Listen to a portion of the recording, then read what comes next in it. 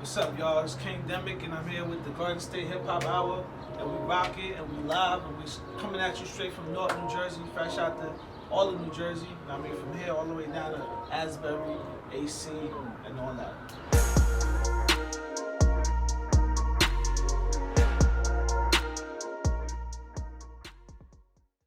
What up, everybody? Welcome back to the Garden State Hip Hop Hour. We're live once again for the first time in months. Obviously, we're back with the Shooter 2020 visuals. We're here with Demic. It's good. In Newark, New Jersey. So it's very exciting. How you feeling? I don't know if you've done any live interviews or in-person type things since this whole virus started. Nah, definitely not since it started. And it's been a while. It's been a few years since I did any interview. So I'm hyped to be here. I see you working always. So what I'm saying, I'm honored. You know what I mean? Nah, I appreciate you. And wait, so you said years. So first off, I feel special. So shout out to this man. So why has it been so long though since you've done an interview? I just felt like, I don't know, like I was in a transition of a lot of things, and I wasn't really clear on a lot of my thoughts, so I didn't want to like say certain things and be like, oh, I don't even feel like that. I mean, like during just like my growth and things, you know what I'm saying? Basically, so I just kind of shut up and did my work. You feel me? Nah, that's dope. And before I get too far into it, I should ask you this first. But if you want to give a little background about yourself or anyone who may not know. Yeah, I mean, anyone who don't know, Entrprenegus, you know what I'm saying? Entrepreneur, like I just feel like I just get to it. So whatever I set out to do, I kind of just I don't know, get to it. I do a lot of stuff with like music, online content, social media. I'm sure like even if you have never seen my face, you've seen my stuff. You know what I mean? At one point in time, we was doing like 3 billion views a month on Facebook. You know what I mean? A couple years ago when Facebook was popping and King Botch and all of them was popping. Yeah, I was like, you know what I'm saying? There was a lot going around. So yeah. Billions. Yeah, like just hearing that number, like as a fellow content creator, like a lot of us aspire to get to that point. Right. Yeah. I mean, listen, like I always OD. So when I look at something, I look at it like if I could get one. I was talking to a girl one time, and she just started to blog on Medium, and she said I made 25 cents, and she was hyped. And I get that because I'm like, okay, if I could get 25 cents, I mean I could get 25 mil. You know what I'm saying? So I'm always hyped. So like, and I'm always gonna push it to the limit. So beyond the limit. So that's just, so that's how you get to. That's how I got to $1 billion, because I got to $1 million. I said, hold up, if you get $1 million, it's got to be more here. You know what I'm saying? Yo, if y'all see me drop shirts that say if I could get 25 cents, I could get 25 million. Yeah. It came from this man right here. Just that's that, yo, that train of thought. Not everybody has, and I necessarily didn't even think about it like that. Yeah. You know what I'm saying? So, but to be able to put it into words is a talent. The thing is like, and that's why I know I don't sleep on nothing. So like, I could see somebody like outside. They could be like, a little kid, and I could see him sell like 2 lemonades, and I'm like, well, you could sell 2, like you could really get it popping. So like the fact that you could convince anybody to get what you got, it could go all the way anytime. So like that's why I respect people at all levels. As long as the work ethic is, that's what I look for. Like, is the work ethic there, and everything else will come. You know what I mean? With time. Now, yeah. First and foremost, you would consider yourself a music artist? Yeah. Of course, that's what I've been making music since I was like 13. You know what I mean? And I was the kid in the neighborhood where everybody came to my crib. We was dropping mixtapes, taking them to school, pressing up the mixtapes, passing them out.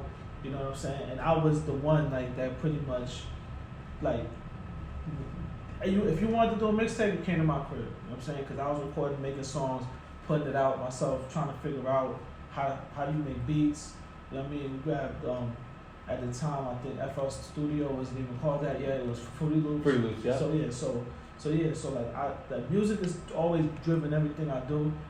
I might figure out how to do something to music and then transit, like even that's how I built social media, because I understood. I was like, well, I built like a bunch of fans on Facebook, and I said, well, even if I'm not gonna give them music, I can give them other things. So I'm like, oh, I can monetize them different ways.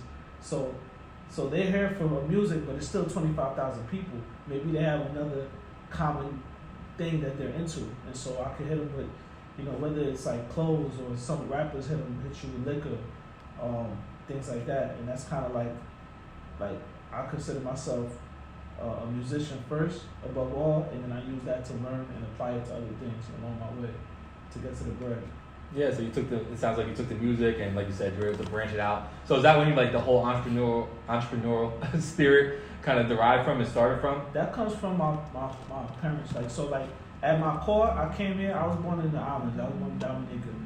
At like around 5, 6 years old, I came here and basically what happened was I seen my parents improve throughout my life. So like I knew that if you worked for something, you could get it because I wasn't born where we already had what we had. And I'm not even saying that whether you're rich, poor, whatever, because sometimes you're poor and you stay poor. Mm-hmm. And so you don't think that anything could ever work. Or you're rich and you stay rich. So you haven't seen any type of progress. So with us, I seen the progress. I seen like from this apartment to this apartment to this house to this house. And I seen it throughout my life. And so that always drove me. Plus my mom is the ultimate gasser. Like, you know what I'm saying? If she meets you, she's gonna gas you. Like, oh, you do interviews? Yo, you know what I'm saying? And so like I always felt like I could do it. You know what I'm saying? Yo, I mean, that support is much needed and everyone doesn't have that. No, right. Like some people, even I tend to be like that. Some people might think you're just trying to like fill their head up or just like, just it doesn't always feel, I guess, authentic. Right. So, but to actually have the person that you knew was being authentic and hyping you up, right, it just helped you drive it even harder. So at which point did you realize, that you could keep building it up? Like, what was that first success outside of music that was like, yeah, okay, I got more than just music? Yeah, well, you know what, before I get to that, I just want to say that one thing that people have to realize is like, when people are honest with you and they tell you the truth, it's always going to be a gas because it's like, the truth is always realer. So like if somebody is working on something, it doesn't matter if it's terrible or if it's a thing. The truth is they're getting better or they have a passion for it or they have a love for it. And if you like you could break it down as, let's say like somebody like, I don't know who's out here right now that people don't like who's somebody that people just Sis. No, okay, Russ. Okay. Because we always see the memes, we always see the things on the internet. Russ. So like, and that's a good example. So my people might say, "Oh, Russ, he corny." You know what I'm saying? But if you tell the truth about what he did, you're talking about a kid who came from wherever he came from. I think he was from Jersey, Middletown, Atlanta, mm-hmm.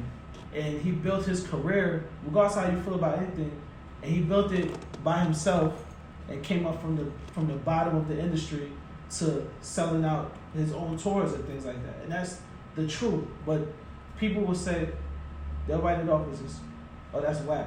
Mm. But you can't, you know what I mean? But the actual truth is the other shit, that he actually did everything else. And he's an entrepreneur himself, right? You know what I mean? Yeah, like with Russ, again, it's because I guess when you go against the current wave or the trends and do your own thing, people will try to, tear you down. I feel like corny just means they don't know where to place you yet. You know what I'm saying? Or they just don't know, like, it's corny because they don't understand like where you fit into the whole scope of what's going on. Because it's like, who is Russ? Like, how would you know what I mean? Like, they're not privy to him to know where to place him. So they're going to be like, oh, that's corny. I don't know what to do with it. You feel me? So, yeah. Right. And what's the other thing? I was saying, now we've been talking so much today, it's like I'm trying to keep everything in my head. I was asking, like, at which point or what did you do that you realized, I can make money other ways or be successful, not just with music, Because you got books, you got content, you're telling me you do cartoons, you got multiple platforms now. I think because I've always looked at everything logically. So even from before, like when I think when we was first doing music, everybody look at rap and they didn't see the work in it. They seen the lifestyle of it. So but they didn't see. But I looked at it as business from like the start of it. So because I'm like, how do you do this? So I would go under it and think like, how do you do this? And that's how I started to apply. Because I started to look at it. So I was like, okay, like, all right. So if I want to do a show, I want to be in front of people. So I would start saying, where's there a bunch of people? You know what I mean? I would never go to an open mic and do open mics and things like that. Like I did that at one point in my life, but it was like I fast tracked it, started booking myself at the Meadowlands Fair, mm-hmm. Car shows, because you got like 400 people right there that's locally in your neighborhood, and you could present them with your songs. So it's like, why wouldn't you do that? But people don't even think like, oh yeah, car show is like, you could do I was doing a whole tours of car shows. I put it together myself by just reaching out to the organizer of the shows. Like, I mean, like I would call you in Philadelphia, you in Delaware, you in Jersey, you in New York, and I would book it myself. You know what I'm saying? You could get paid when you look at it that way. So like my thing was always to look at it like what it actually is, and that's why I was able to and I don't know if that answers that really, but like that's why I was able to like transition between different things, because I look at everything as exactly the same way. You know yeah. So I gotta ask that. So what enticed you more? Is it the business side of music, or is it the art? Because it sounds like you kind of put more focus, just based off what you're saying right here. Yeah. Like you immediately went into the business. Yeah. Well, no, I mean the art of making, cause I used to listen to like pop. You know what I mean? When I first started to rap, and I just wanted to make people feel the way pop made me feel. And so that's what I was doing. But then it starts to be like, you want to make people feel that way, so you have to reach them. So then it's like, well, how do I reach them? And because I was not into the circle jerk, you know what I'm saying, where it's just like 5 of us calling each other hot and nobody else is hearing the music. You feel what I'm saying? So like I was just always into. It's not that I'm into the business of it. It's just I'm into getting heard. You know what I mean? Like, I'm into awareness. Like I don't want to just make a song and nobody heard it. Yeah. I mean, and I like to make the song, visualize the show, how it's gonna go, what parts are gonna yell back at you, and then get out there and do it, and then it's like almost the completion of the story when you go out there and you say da da da da, and they say it back. You like, I remember when I sat over there and knew that this was gonna be like this, and I just liked that path. You know what I mean? Yeah. How were you learning these? Were you just was it trial and error? Did you have like a mentor? Nah, just trial and error. Like always, just like trial and error. I try everything. I rather and this is one of like my principles. It's just like I need to know. You know what I'm saying? I'd rather know than have money in my pocket. So like so if it cost me $1,000 to try something, you know what I mean? I'm gonna try it because I'd rather know than have the $1,000. You know what I'm saying? So it's just like that's kind of like my principle on like everything when it comes to that. You feel me? Yeah, and you're being heard. I know during this quarantine you dropped Kobe for Dinner. Right. On YouTube, that's over 1 million views. Mm-hmm. So everything you're doing to this point is working. You were telling me you're working on a project. Yeah, I'm working. I just did Flood the Gates with Frank Rizzo. Maybe he'll pass by in a bit, but and me and him been rapping for years. That's like a 12-song project, and I basically was just making songs and sending it to him. But we did that before the quarantine. Okay. You know what I mean? But I just did that. Just did Ben Teller, and that was cool. Like it's basically like upbeat. I make music from when I'm at the crib, like trying to get money. So like all my music, that's what it's about. It's not like stunning shit like that. It's really like I need something to listen to motivate me to keep getting to it. You know what I mean? If I'm trading stocks, or if I'm working on some music stuff even, or if I'm doing something with social media, if I'm just making deals happen, you know what I mean? I need that theme music for it, and that's what like I work on. You know what I mean? Like when we first got here, you told me when we were watching the videos with stocks, you're like, this is a theme song I listen to while watching the stocks. Right. So yeah. you create your own theme music, which I think is dope. So, we're in this unprecedented time. Obviously, a lot of us have been locked up in the house. It's been a quarantine. Mm-hmm. So how have you kept that motivation throughout the quarantine? Throughout the quarantine, first of all, I was already living in quarantine, kind of. Well, no, I do normally. Then I went on the Indigo tour with Chris Brown and Joyner and all of them. And so what happened was I knew when I was coming back off the tour, that was like in November, that I was going to not really mess with nobody. You know what I'm saying? Like I knew that. When I came back off the tour, that was a 60-day tour where you're on a bus, everybody's smoking, drinking, doing whatever, like, and you're just trapped on the bus. And it's like a small, you know what I mean? So I knew when I get back home, nobody's going to see me for like 3 months. So I was already in quarantine mode when the quarantine hit. because I just had the time of my life on tour. You feel me? But like, yo, what was that experience like to be here? You know, with Chris Brown, Tory Lanez, Joyner Lucas. You said right? Yeah, Joyner, Ty Dolla $ign, Yella Beezy was on it. Yeah. He was opening. It was crazy. And this is a Chris Brown tour. Yeah, like Chris Brown throws. Yeah, he's the biggest thing that we have in our generation. You know what I mean, it's basically like Mike. And if you don't think that's true, you should be going on the tour, and you understand what's going on. You're talking about 25,000 people every night, a different place. And when you're on tour, like, so what happens is you fall asleep, you party. You fall asleep, you party. And you're on a tour bus, but when you sleep on the tour bus, when you wake up every morning, it don't feel like you're in another place. It feels like Groundhog Day. You know what I mean? Because you're in Buffalo, you go to sleep, it's a 10-hour drive to Hartford or something, you know what I mean, or Ohio or something, and then and you wake up and you're at another arena that looks exactly the same as where you just was at. So you're like, it's like you're reliving the same day over and over. It's crazy. Yeah, no, I mean, I can't imagine what that's like. I mean, so it puts you in the right mood too. It seems like to come back and just really get to work. It sounds like you got a lot of that out of your system. Yeah, I feel like it's motivating because like music is culture. So when you go on tour, you're like in the middle of culture. So you get to see what people react to. I'm watching Chris Brown on stage, and I'm seeing what people react to, what they don't react to. I'm watching the openers, like I'm watching Yella, I'm watching Joyner, and I'm seeing the difference between Joyner and Tory Lanez or something like that. Or I'm picking up things from how Ty Dolla $ign does his show. You know what I mean? Because everybody had their show and how they did it. You know, it's just like, it's motivating, but you also get to pick up a lot of things. You get to know what beats sound a certain way. That's why when I came back, I did the bank teller, and it's real bouncy because it just was. If I was looking for beats that felt like when we were backstage in the green room and everybody's turning up, and it's like the after party to the show, and I was looking for something that could match that vibe for when I'm back in that vibe.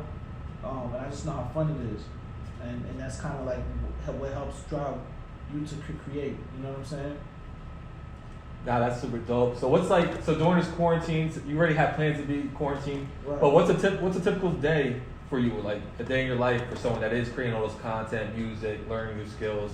Yeah, so my typical day is I wake up, I'm looking at emails, I might take a look at Facebook and Instagram, see what's going on in there as far as like whatever like people are talking about.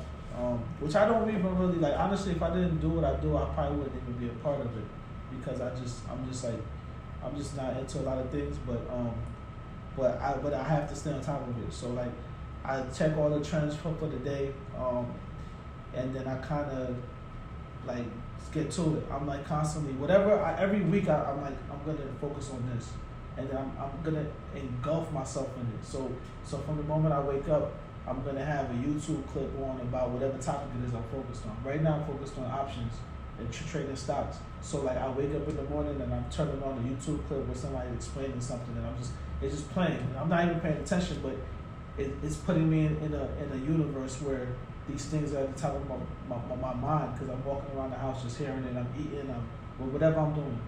And so my typical day is just really that. And then I might, my friends might start hitting me up around 4 or 5 o'clock. What's going on later? Well, right now, ain't nothing's going on later. But I'm really like engulfed in everything I do all day long. I don't stop. So it's like I don't have that cutoff where it's like, okay, I'm gonna do this until 8 o'clock. I'm gonna do this for 3 hours. Yeah, and how are you able to diversify like that? Because you have your music career, which you got to focus on. Then you said you're learning things like stocks and options, which also take a lot of focus, and like creating the content you create for places like Facebook, which is a very toxic place. So I can see why you say you wouldn't really want to be on there as much, especially when we got those political turmoil going on and things like that. Yeah, I mean, the thing is like we all care. Like I care about everything that's going on, but it's like sometimes it gets to the point where it starts affecting you mentally, like because you get sucked into being angry too. We all care. Like I want to make things better, and like I've been having to deal with everything that I see going on. Like what I mean, I've been knowing about police because I got like I got one time a couple times, but one time I got like into a fight with a cop over nothing. You know what I'm saying? And it's like it has scarred my face for the longest. And so like I already knew what it is, like with how police handle you. You know what I'm saying? Especially when you're black, especially when you're young. And you know like I'm all with that fight, but I also need to focus on certain things because I have to make sure my life is in order. So like I don't always want to go on there and take part in that conversation every single day, even though it's important to have it. Yeah, so, but again, I was trying to ask you, like, how do you diversify your focus? Like, you know, music and, like, you know, stocks as well. I kind of, because I'm into hiring people to do things. So, like, what I do is, if I need something done, I'm going to appoint somebody to do it. Because if I have to do it, I might not get through all of it. So, like, I'm going to. There's a book called The 4 Hour Work Week. You ever read that? No, I haven't heard that. It's by Tim Ferriss, I think. But it's a popular book. But it's basically talks about like reducing the amount of hours that you work. Even though I don't do that, I do extend myself because I want to find somebody who does what I need and then ask them if they could do it for me in exchange for some bread. So that's how I kind of diversify between things because I have this person who's handling this person who's handling this music shit for me, this person who's handling this and that, and then I have those point people that I go to. You know what I mean? Yeah. And that's how I keep things like that's how I keep kind of jumping between different things because I'm not the one that's actually having to go all the way into every single thing. If I was, it wouldn't get done. Yeah, that's because like you know when we spoke, it's like you told me all these different things you do. I'm like, yo, how's this man? You know, able to. It's one thing to be able to do all these things, but it's another thing to be able to do all these things and actually do them like successfully and not just like wing it or seem like you're just putting it out there. You know, like you just mentioned a book. Mm-hmm. You showed me the book you wrote. Right. Entrepreneurship. How did that come about, and why did you feel it was important for you to put a book out? Well, everywhere I go, right, and even in my like on Instagram, on Facebook, everywhere, anybody who talks to me, there's a consistent theme of them wanting to know how I do certain things because they see how like I don't want to say like not independent of the word, but they see how much I stand on my own, and they look. A lot of people look at me like, how are you doing that? You know what I'm saying? Because they might, I don't know, maybe they look at me and think that you're not special. Maybe I don't know. Maybe I don't look special. So it's like they're like, how are you doing that? And so like they always ask me about things. So like one time I was in LA.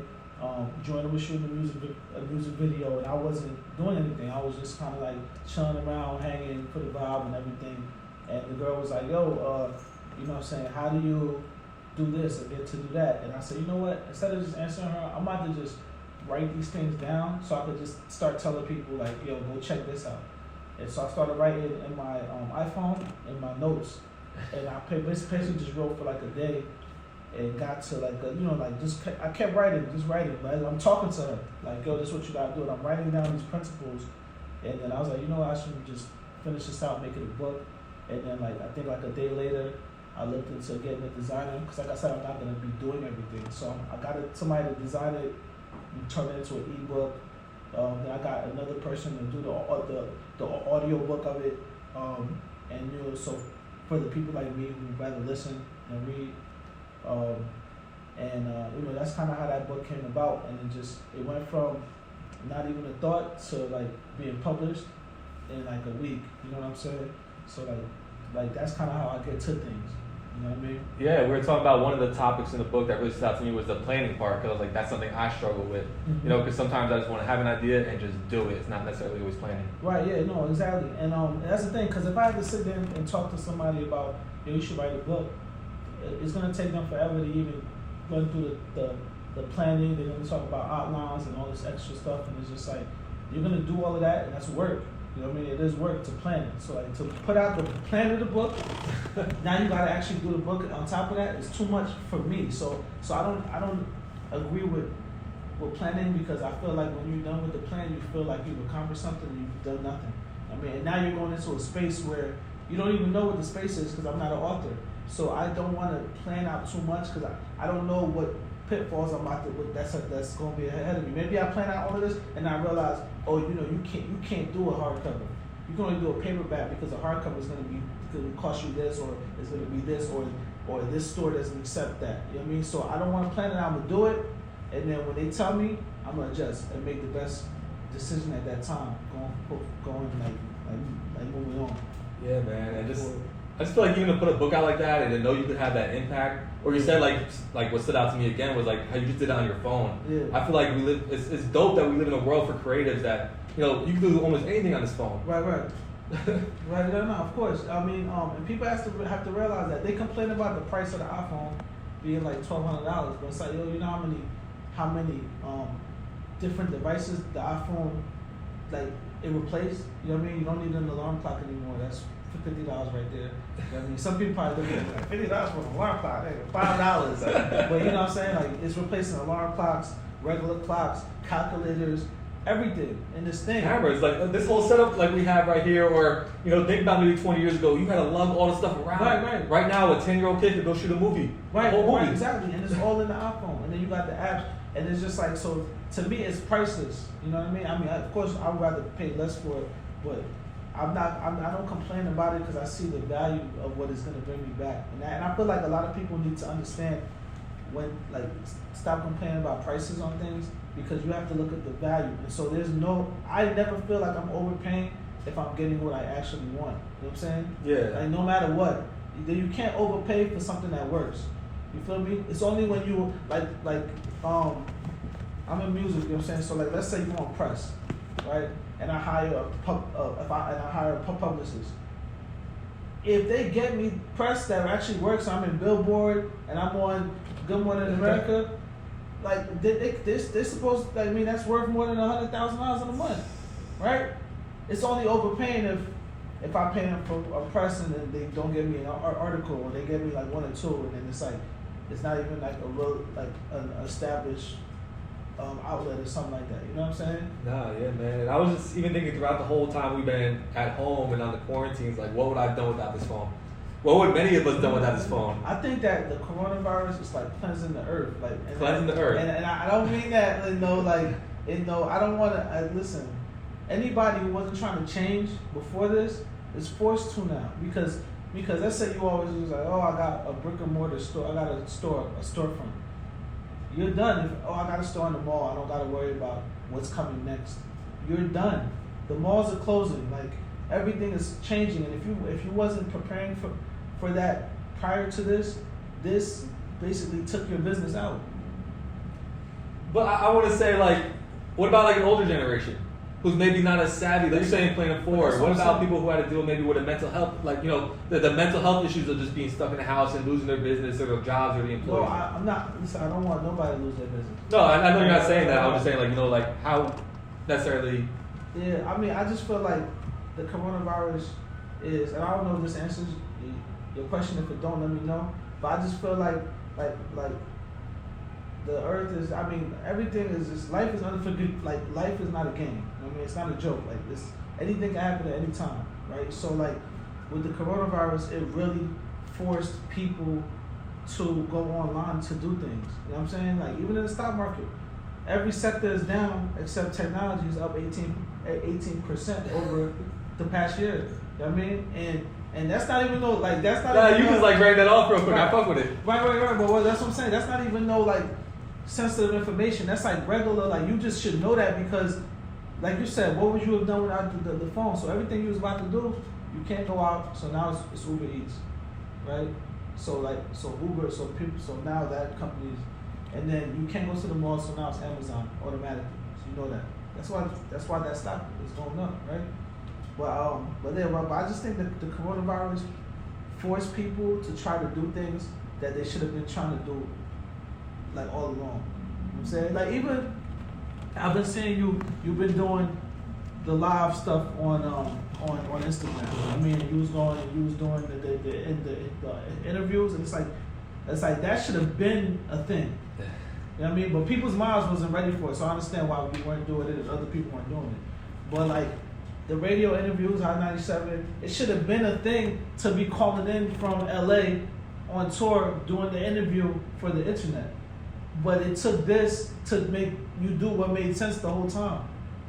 No, I can argue with you on that. You're right. It's something that made us think and have to evolve, and I'm sure you've experienced it with, you know, your music business and all the various businesses you do. Right. Like you said, the coronavirus did push a lot of things forward that maybe we weren't thinking about. Because now, if you're talking about Instagram Live interviews, now I can interview someone in California. Exactly. I can interview maybe someone that doesn't necessarily have the time to come somewhere and set up, and it allows more fan interaction live because they can comment. And Verzuz, all the Verzuz and stuff. So Verzuz, Verzuz. So now people are actually looking at Instagram Live as they weren't really as much a few months ago. Yeah, no, you're right. What was your favorite Verzuz? The reggae one with Bounty Killer. Okay. This probably was my favorite because I feel like they did a different vibe and they were in the same room. You know what I mean? Like it was online, but they were both there. Oh yeah, that was fly. You know who did that really well? And I don't think it was a fair matchup, but they had great chemistry and it came out very well. Was the Alicia Keys joint? Okay, I didn't see that one. Just because, like, to me, Alicia Keys is one of my favorite singers. She has such a beautiful voice. Who did she go? John Legend. John Legend? Oh, for real? What was that? Wait, no, was it John Legend? Was it? We might have to cut that part out. Back it down. No. It was Chrissy Teigen's husband. Chrissy Teigen. Yeah, that's John Legend. Oh, it was okay. It was John Legend. Yeah. I believe. I like that you said Chrissy Teigen's husband, though, because I'm gonna tell you something. I'll tell you something. That's bad. I know it that way. Exactly. No, but that's facts. So like, So my thing is, this is one thing I just want to get out there. People don't realize how much relationships drive society, right? So like, a lot of men want to be single. I'm single, right? It's whatever. So like, but like the relationship is what people like to tune into and see. So like almost every popping rapper is in a relationship with somebody who's also popping too. Know what I mean? So like if you go down the list, that's because I feel like women drive a lot of things in culture and they're not gonna pay attention to you unless they measure you by who you with, like who's your girl. Cause I need to know like if you a dope dude or not. So if you got something whack with you, yeah, right?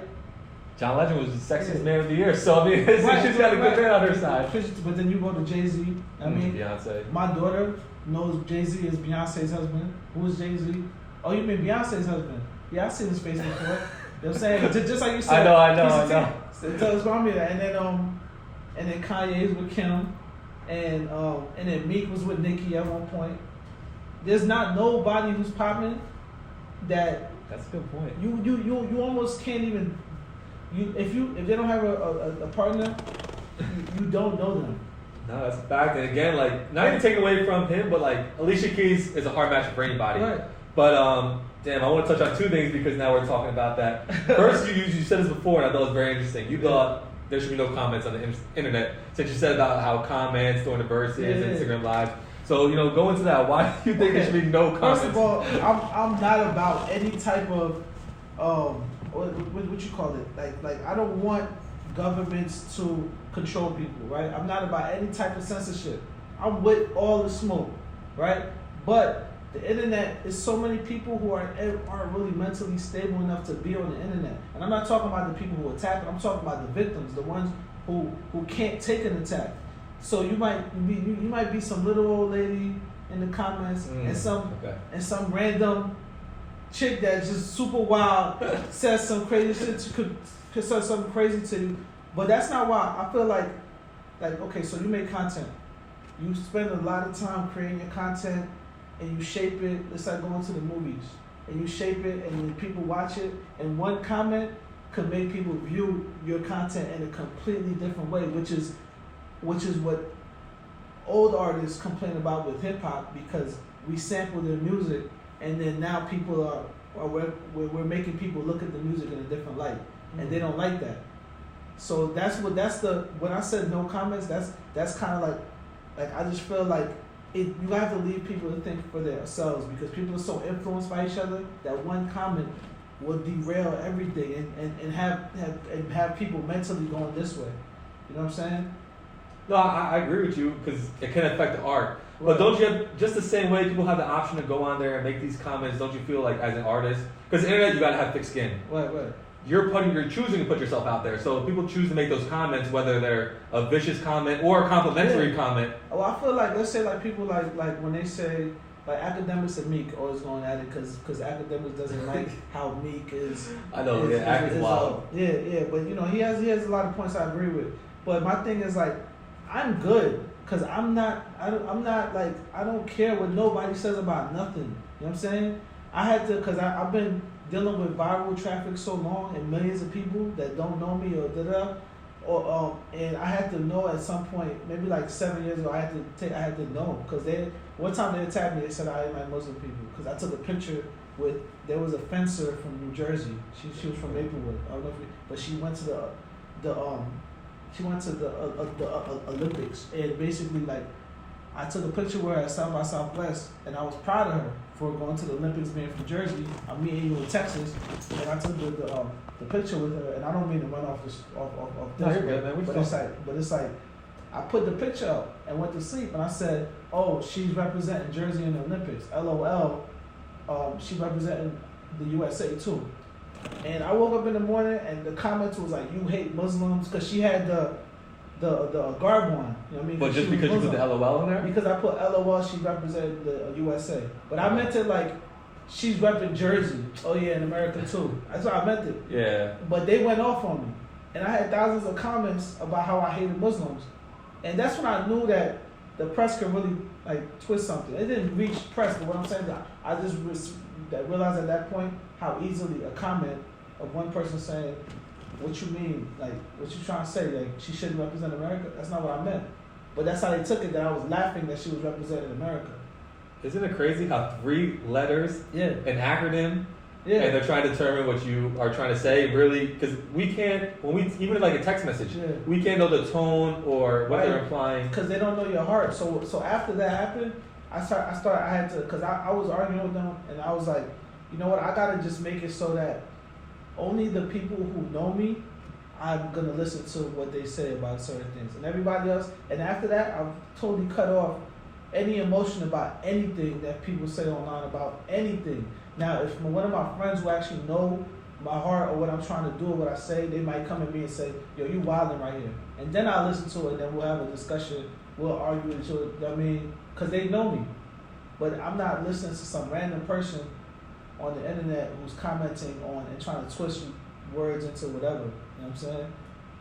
And that's kind of like, I mean, that's my whole thoughts on like commenting and like people who troll and all that. You know what I mean? But I'm with all this shit. So yeah, but like we were talking before, you need the comments as well, because the comments are just like what helps things go viral. It drives it. It's what the internet's for. Right. It's getting there versus TV. Memes are comments. Technically, right? So but sometimes people, let's say somebody puts a meme on something with children in it that's sexual, right? Or let's say they're seeing something and then they say something, and then so it spins the whole context of what you're watching, because you were just watching this little kid doing whatever, and now that comment birthed that sexual thought that took that whole thing left. Okay. Yeah. You know what I mean? And like I said, I just love, that's why I post in Instagram stories and not on my page as much. Because I like the fact that I can post in the stories and somebody can react to it and I can talk to them. They're not being influenced by the 10, 100 other comments, the 1,000 other comments of what they see people say about it. It's just you and it's just a different vibe when it's just a story and they reply to it. You know what I'm saying? As opposed to being on a post and they're responding to the way other people are responding. You know what I'm saying? No, I feel you. And you're a father. You mentioned your daughter earlier. Yeah. So do you try to control her internet access, or how do you go about that? Definitely. Because you mentioned the comments, how the sexual stuff, or whether it's one comment or something. Yeah. Well, my daughter, I was building her TikTok. Okay. Way beyond before I ever did this thing. So it was only kids on TikTok. So she had a few thousand people on there, and then now, when the coronavirus hit, quarantine, everybody ran to TikTok, I had to take her off there because you have the girls who do OnlyFans and all that, they're running to TikTok now, and everybody's going viral, and you just can't control what's coming across her feed. So I don't want her on Instagram. Instagram is she can see anything on there. So I just control it, and then so I got the parental controls on her phone. So anytime she needs to use the app, she has to send a notification. I see it, no matter where she is. She's with my mother right now. And if she needs to use the app, I get a notification that she wants to use it, and I can let her use it for an hour. Oh, it's that detail? Yeah, I can let her use it for an hour, for the whole day, depending on what it is. So I know, but yeah, TikTok and stuff like that, I kind of didn't want her on it but now TikTok increased parental controls too. So like I've let her back to use it because I want her to create and be free and know and see what people do, but I don't want her to see it so early that she doesn't know how to respond. Like, what's this? You know what I'm saying? Okay, so your daughter's kind of going down that creative path. I know you had her in your video, Kobe for dinner, and you include your daughter in a lot of stuff that you do creatively. So even during this time, what's it like being a parent and being a father? Because, you know, kids are at home, they're not going to school. I like it. I love it, actually. I love having her with me. You know what I'm saying? Because I feel like I could teach her better than the school could teach her. I could mold her into actually learning something. I feel like school is super general information because you have all these people that went to school, went to college. You know what I mean? And I'm not a fan of college. You know what I'm saying? And I'm not saying that I have like 3 different degrees, right? So master's, bachelor's, or whatever. And I still don't agree with college because I feel like it scammed a lot of people. Everybody's in debt to college. You have people's parents who kind of put up their homes, went in debt, took their retirement funds to put their kids in the school to get a piece of paper that says that they could do something that they can't even do. But I love the quarantine because I get to sit here and take her to LA and have her with me because she's not in school. So now she gets to be on a video set and learn firsthand what's actually going down. Like, oh, this is how that works. If she's in school, I can't do, like, she's not learning that. You know what I mean? She's learning random information that isn't going to help her actually make money in the long run. It's just going to help her be able to maybe know common information so like she can get a job assisting somebody. But I don't want her to ever have to work for nobody. You know what I mean? Nah, yeah, I dig that. And again, with the coronavirus changing things, how we were talking about earlier, how things are going to change going forward. You put something on your story earlier today, like, what do you think about schools going forward? Are you comfortable with your daughter going back into a classroom? You think it's going to change? Yeah, I'm not that scared of the coronavirus. You know what I mean? So it's like, I mean, I respect it because you respect any virus, anything that makes people sick and taking our lives. But I don't like, there's no problem with it when it comes, like, to me. So I'm cool with sending her back to school. Because I feel like you have to live. Like, how long are we gonna be? You know what I mean? Like, is it gonna be 10 years where this is her childhood? So the one thing is that I don't really have a lot of friends that have daughters her age. So she doesn't have. She's like not being able to experience other children right now as she's out of school and with me all the time. You know what I'm saying? Yeah, socializing aspect. Yeah, so I'm cool with sending them back. We just got a letter from the district saying that they're sending them back two days a week, 3 days a week, you know what I mean? Something like that. It was mostly online schooling. So I'm cool. But I've seen that people aren't doing it, like, you know what I'm saying? They're saying they're not. So it's about to be a fight. That's gonna be the next a generational impact soon. Oh, that's coming. But like there's gonna be a protest in the street come September. Oh, about the schools? Yeah, like the Black Lives Matter thing and put police. The schools is coming next because the schools are opening. You're gonna get your child left back because you're not sending them to school. Diapers is gonna be coming to people's house because your kid's not going to school, and people are like, I don't want to send my kid to school to get them sick because y'all told me that this thing is killing people. Yeah, I think it's hard. It's like every day is something new. Like now, like you said, it's gonna be protests about schools opening up, whether it's the Black Lives Matter, whether it's the police brutality, whether it's people upset that they can't go to their favorite restaurant and sit inside and the virus. And it's so hard to know because I feel like the reason that these things are hitting so much is because I feel like, I mean, you know, I deal with like viral traffic a lot, right? And I just understand the internet. I know a lot of people that in all sectors of everything online, you know what I mean? So I understand how they manipulate things, you know, like regular people could manipulate things and, you know, and get things done online. So it's just like I feel like now that the media is learning how to use social media, it's becoming dangerous because like, you know, like people respect it. It's an authority to CNN. So now when they come in and they're just learning the power of Facebook and they want more clicks and ad dollars, and it's like, okay, so we need to make stories that people resonate with. But when they do that, there's a real world impact because now people are scared because just like how all of it out of the blue was killer bees or something, right? Isn't it crazy? Forgot about that already. Right. So it's just like I think like in the world, wherever you're focused, everything is always happening at all times. Yeah. Like, everything is always going on. So I don't want to be like too graphic, but it's a kid right now being going through something that they're gonna be talking about 20 years down the line, and they're going through it right now as we speak here. You know what I mean? And they're gonna be talking about how their life was ruined because of it, like 20 years down the line. But we don't know what's going on.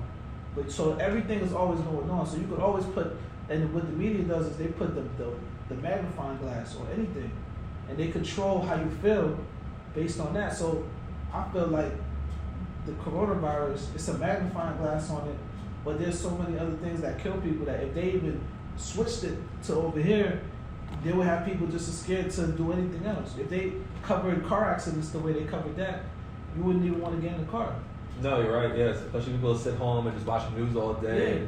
So then, since you have such a large platform, how have you used it during this time? Well, I started to cover. I don't know if you saw, but I started to cover like the protests when they first was going off. A lot of people arguing on my page because I have so many different people from different walks of life, and I started to cover it, and they were going off. They're arguing, butting heads in my comments, and I'm here for the conversation. I mean, like I said, I don't let it affect me, and I like to hear what people got to say, even if I don't agree with them.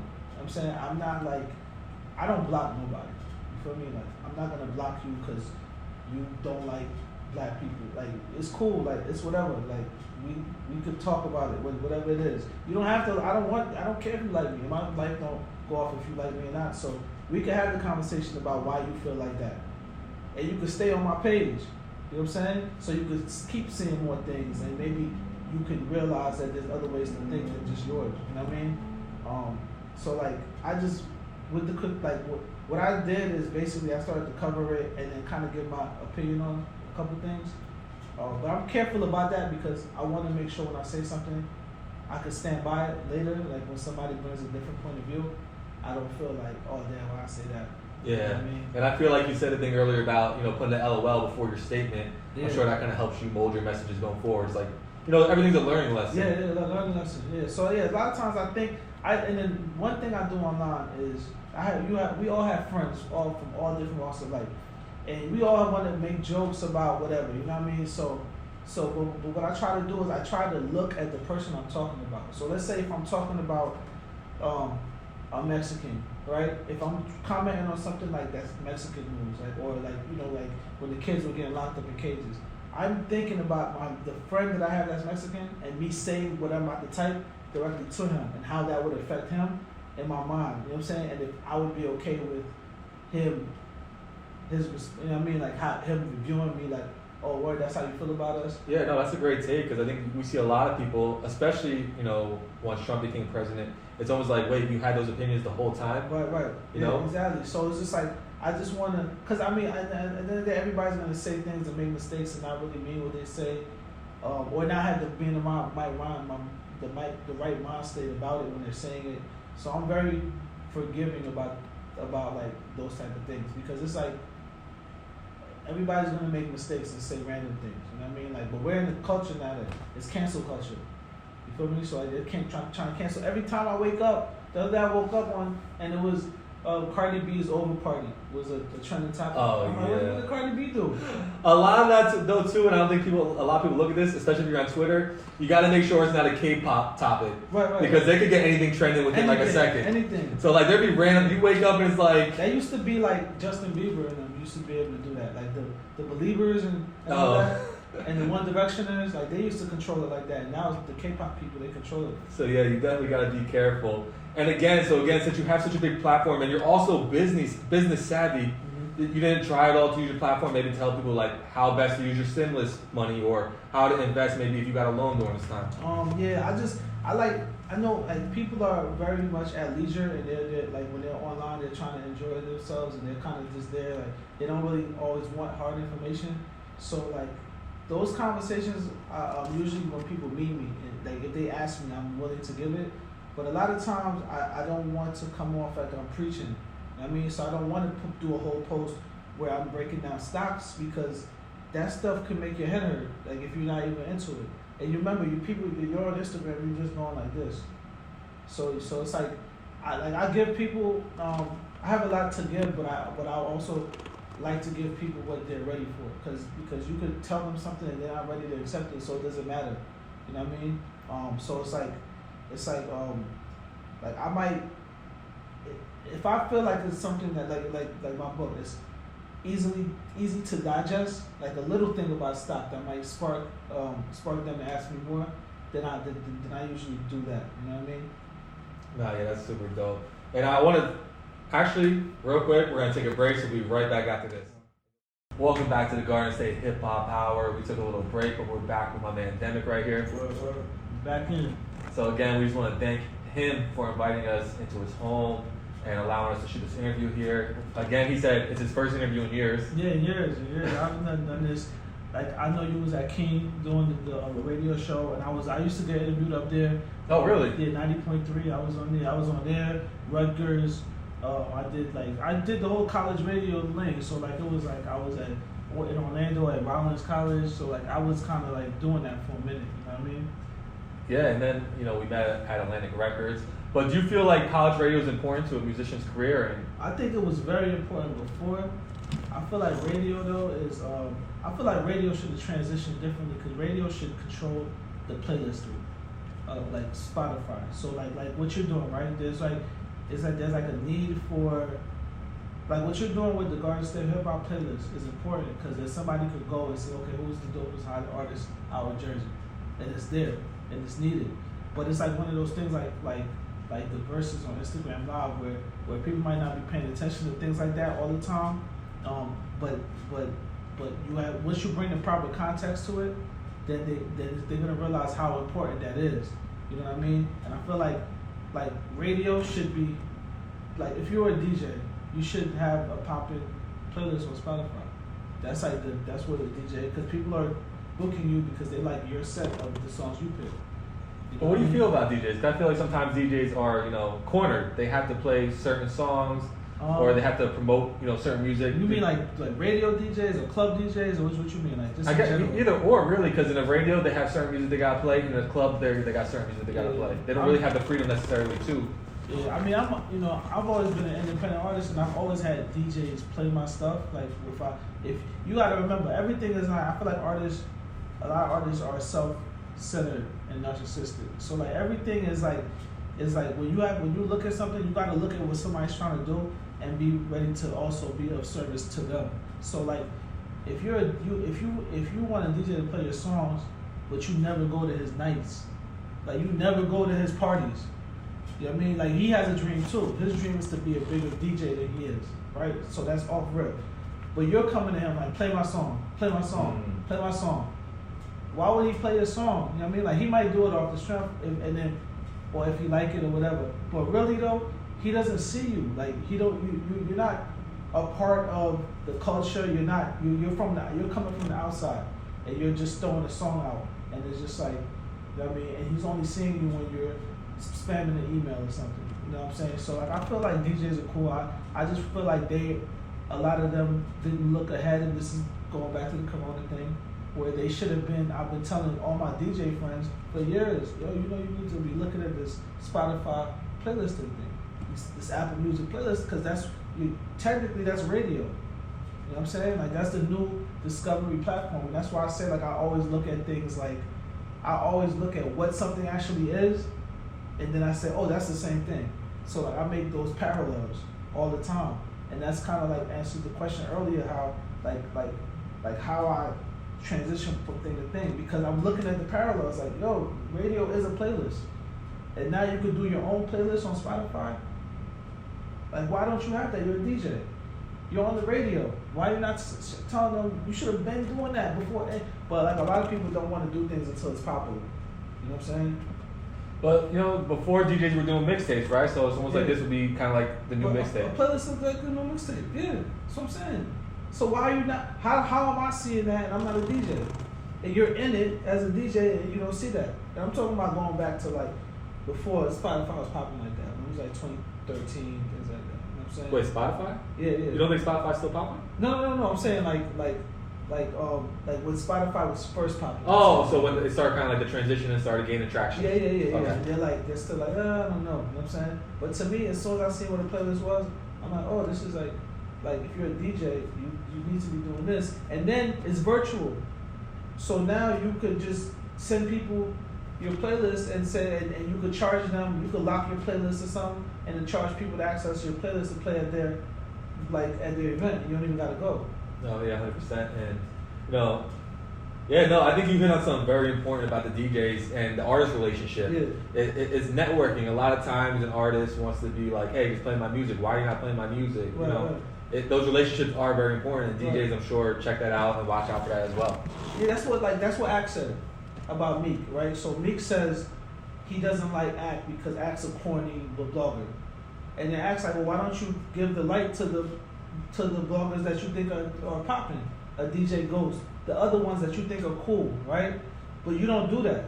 Why are you not? If you're Meek, why aren't you grabbing a dude like DJ Ghost who got 2 million subscribers on YouTube and giving him the sit down like what we doing? Mm-hmm. Why are you not doing that? Why are you not giving them the light? You know what I mean? Because you have I'm not saying that you could build a career on your own, but you could definitely like introduce them to a couple people, and that's it. You know what I'm saying? But you're not doing that. You rather sit back and complain that actors are corny blogger or bloggers are corny. But you're not. But he's just thinking about himself. He's not thinking about like, yo, you got bloggers in Philly right now, people that their dream is to do. You know what I'm saying? You got people. You got you, right? Give him the sit down with. You know what I'm saying? With you. If you're the biggest artist in Jersey, and you think Ak is corny, you can, whoever you are, sit down with somebody else who you think is dope and give them, because everybody has a platform now. So why do you think they're not doing that though? They're not doing it because they're narcissistic. They're not thinking about nobody outside themselves. You know what I'm saying? Like, and a lot of people are like that. You know what I'm saying? I see it because I'm in the habit of not asking for people for things that only benefit myself. You know what I'm saying? I don't even feel comfortable asking people to do things that don't benefit them. Also, you know what I mean? Because that's what it is. You wanna build by being around, like, okay, like this works. You know what I'm saying? Like if you do film, right? Now, and you're a rapper, so now you need somebody to film, and I need somebody to film, so that we get, and then it works. You feel what I'm saying? So like I just feel like you have to if you're a rapper, you can actually say like, this is the person that does my videos all the time, and now that person is getting work off of that. You know what I mean? Even if you're not paying them, type thing. So it's just like I feel like I just feel like people need to be more of service to other people when they want something. So then, do you agree with Ak when they were saying, when people were upset with him for not supporting them, but he came back like, I support those who support me? Yeah.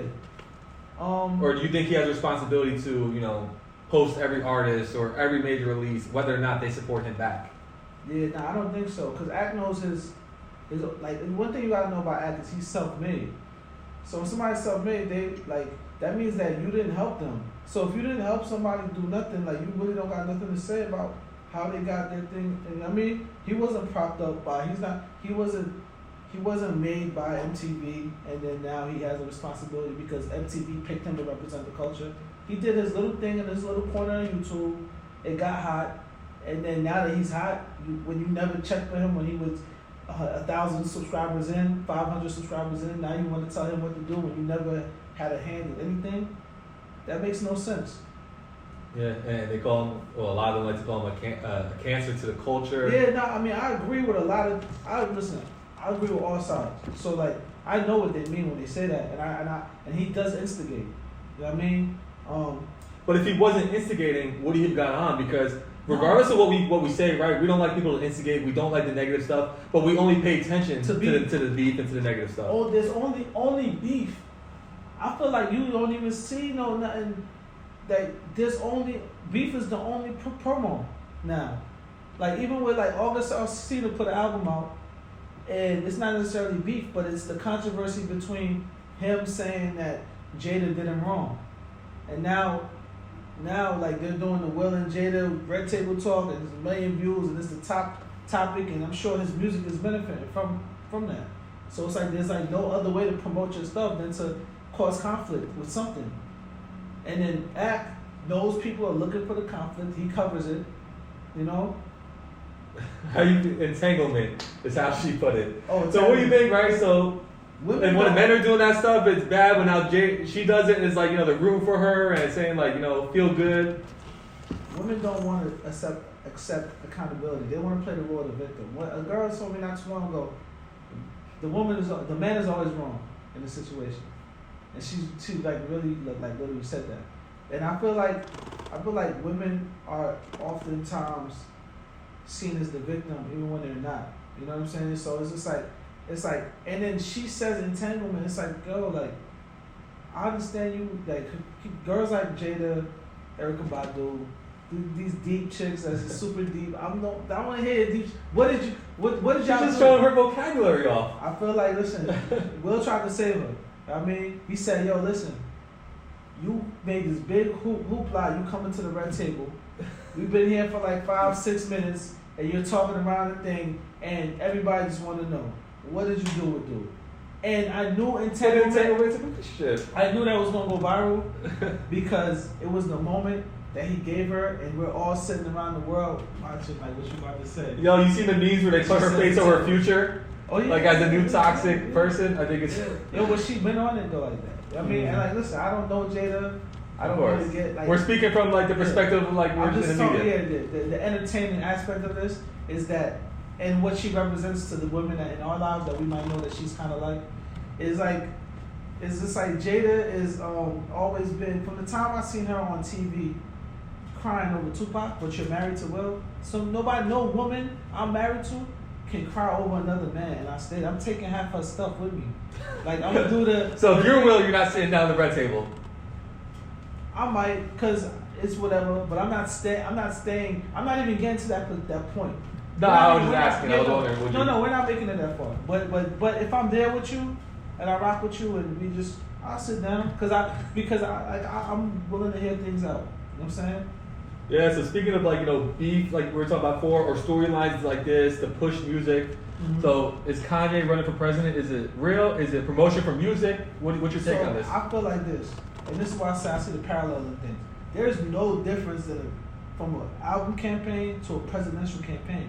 I've actually thought about hiring the political marketers to push albums for me in the past. You know what I mean? Like the people who push the mayors and the governors when they're running for office, and what do? They send a street team out and they put posters everywhere. They send people to people's doors. It's an album campaign regardless.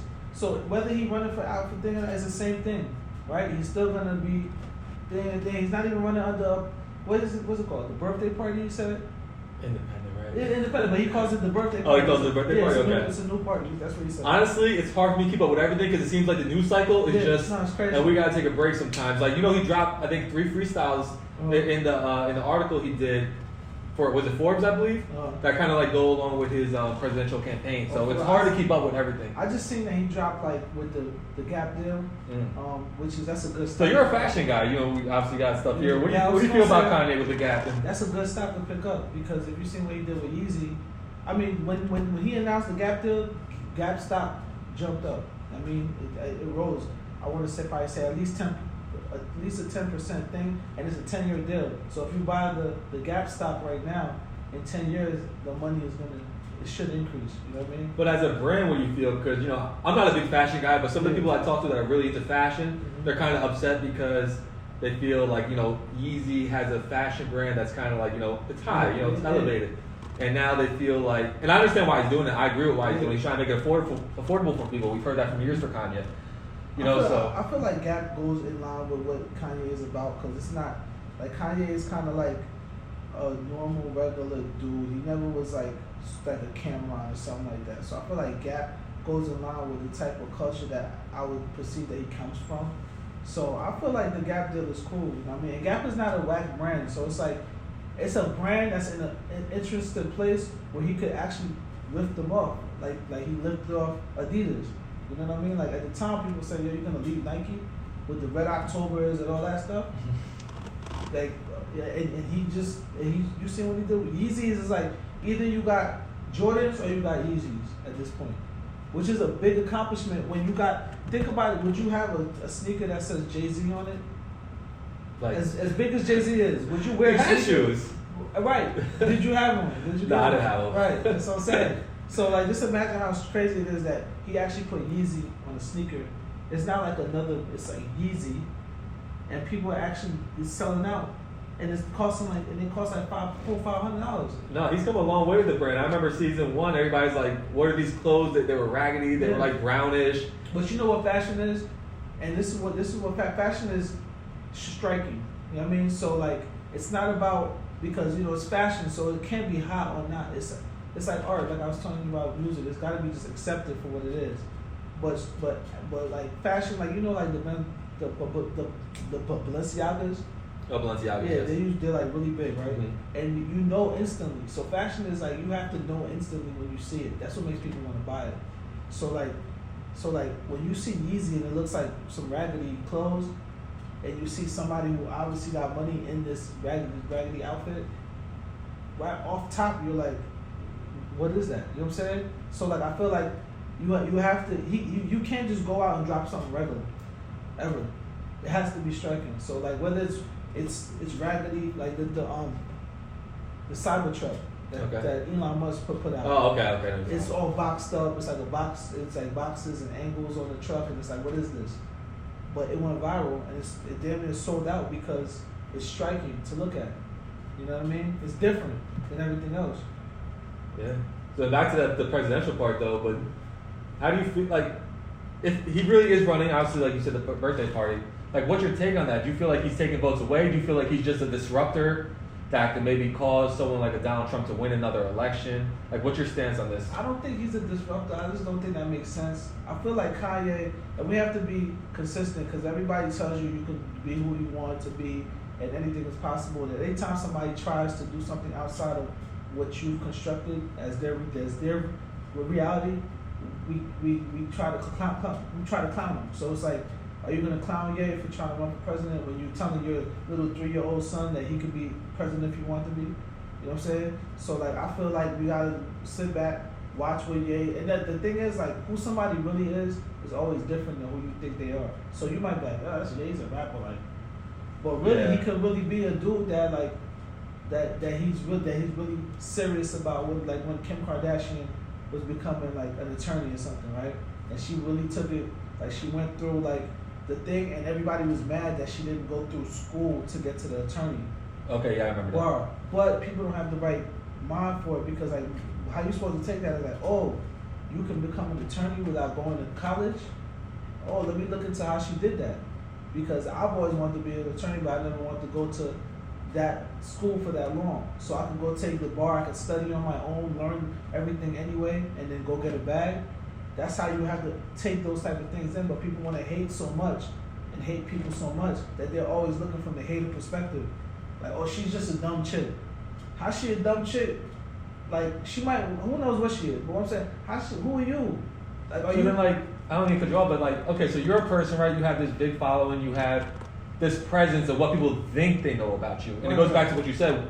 We know Kanye as an artist, fashion designer, all these things, but it's just, we don't know his personal life. We don't know the man behind, you know what I'm saying? You don't know where he really came from at the end of the day. So how do you even deal with that? Because when people come up to you and they feel like, oh, I know you, or they feel privy to your life, but really they only know what you're trying to show them as maybe an entertainer or an entrepreneur. They don't know your true intention, like you said earlier. Yeah, like, you know what's funny? Like, even people that know me don't know me, because we changed a long time. So like, let's say you have friends from high school, but then they don't know how you evolved since then. Or you have friends from now, they don't know that you was a certain way 10 years ago, or you know what I mean, or 5 years ago. So people always know what they've been exposed to from you. And I feel like with me, I always try to, because I'm big up on legacy, so I always try to make sure I correct people who are saying things about me that I don't think, like, I'm not like that. That's not true. You know what I'm saying? So I'm big on people say, oh, you don't argue. I don't argue. You just said I'm like this. And no, I'm not like that. You know what I'm saying? So yeah. So really, how I try to handle it is I try to correct people if they're way off about who I am. You know what I'm saying? But I only deal with that for people that that are semi close to me. You know what I'm saying? Or in my daily life. You know what I'm saying? If they have something misconstrued. Yeah, like most of these artists and most of these celebrities or political figures, it's like you're in a spotlight. So how did you learn to live in a spotlight? You know, because I imagine that could be hard. Like you said, people can be making vicious comments online. They can see you. You know what I'm saying? You kind of lose your privacy. Honestly, for me, nothing nothing affects me. So there's nothing. Nothing affects me. And you were like that from the jump? I only care. No. Well, I mean, I've always been like, who are you? So like, I look at it like this. Like, I don't want to say everybody's corny, but to me, it's just like, who are you? Like, you know what I'm saying? Like, what are you talking about? Like, who are you to be saying anything about anything? Like, you know what I'm saying? Like, let's say when you break down the facts of what things are, like like I said, I might be the chick that she's clowning Kim Kardashian, and I don't care about Kim Kardashian. But it's like, who are you to be clowning her? Like I could break, like, you're like, it's like when you see online and people like, oh, she's just a dumb chick, and you're like, are you not a dumb chick too? Like. But I feel also like, do we actually know she's dumb? We know, obviously, we know her from the Kardashians. Exactly. We know her from stuff. It goes back to what I was saying. We don't know. We know the entertainment side of it and what the media tries to tell about that person. Right, but like, what I'm trying to say is I don't hold anybody in a high regard, so I don't take it like as like that's gospel coming from out of nobody's mouth, because I just feel like I could always like I could roast them. You know what I'm saying? Yeah. Like, I've been roasting people my whole life. That's what I got. People right now that's still But I mean, I feel like that's a daily. Who knows? Like, I don't know. Maybe it's like a Jersey thing. I don't know. I feel like we just like roast people like your friends. I got people right now still coming up to me from like back in the day. Like, you made my life a living hell because I'm gonna roast you. Yeah. You know what I mean? I feel like people aren't self-aware a lot of times, and I'm gonna tell you what I see because you done told me what you see. You know what I mean? I'm this, I'm that. Okay, let's break down your life. They can't handle that.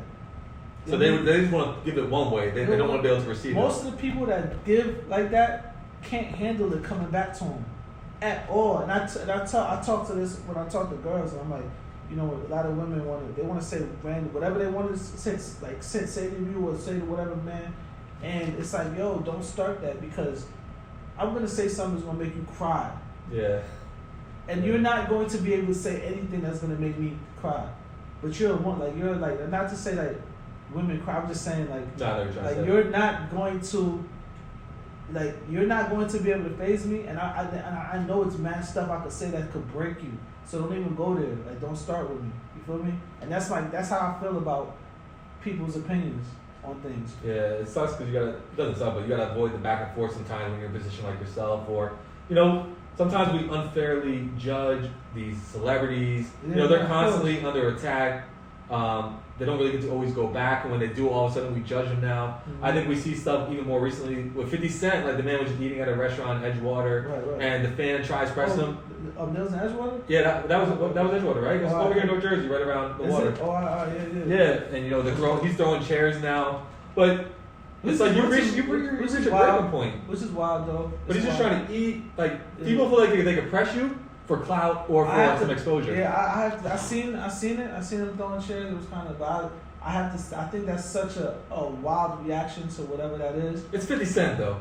I feel like which is why, which I kind of feel like it was he kind of over. It's an overreaction from anybody, but like I said, I don't know what the dude said to him. Yeah. I don't know, but like to be throwing chairs at the restaurant when you're 50. Yeah. So you could you're like the person who owns the restaurant wants your business and they want you to keep coming there. They want your rapper friends to keep coming there. So that's nothing but like, yo, you could tell the person that owned the restaurant easily, like, yo, you're a boss. You gotta act like it. You know what I'm saying? It's like, yo, listen, like, this guy right here, we gotta get, you know what I mean? Like, yeah, so I'm out. You know what I'm saying? Yeah, it's definitely wild. Like, the reaction was over the top. But I was just trying to, like, you know, like how we're talking, these celebrities are constantly, or there's people in the spotlight. Mm-hmm. So, and even we're going back to the original conversation, we're talking about Kanye and what we think we know about him. Right. And those things. If he's running for president, we don't know if truly he might be a great president. We don't know what his true intentions are or what his knowledge is necessarily. We just know what the media and he has portrayed through that. Yeah, I only would vote for somebody who I feel like vote. He said he never voted before. I thought that was kind of crazy. Yeah. I can't imagine myself voting for someone that's never voted before. So it's almost like they don't even respect the process that they're entering, which is like another thing. But like,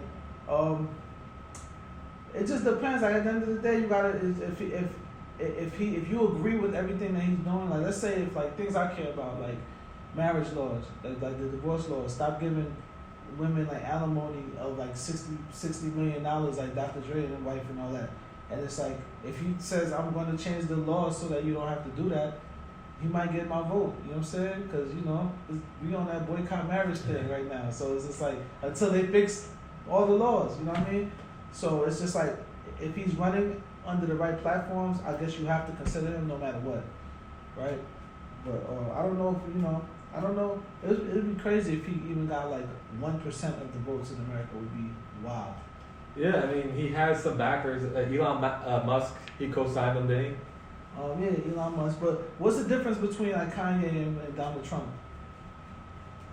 Like, there's both being people who came from entertainment background and like running companies and things like that, and just being you know what I mean? What do you think about that trend going forward? Do you think it's going to happen more often? I think it will because you have like everything is like celebrities control so much like of like of being in your face every day and their thought process, and like like you could like I could see it happening. You know what I mean?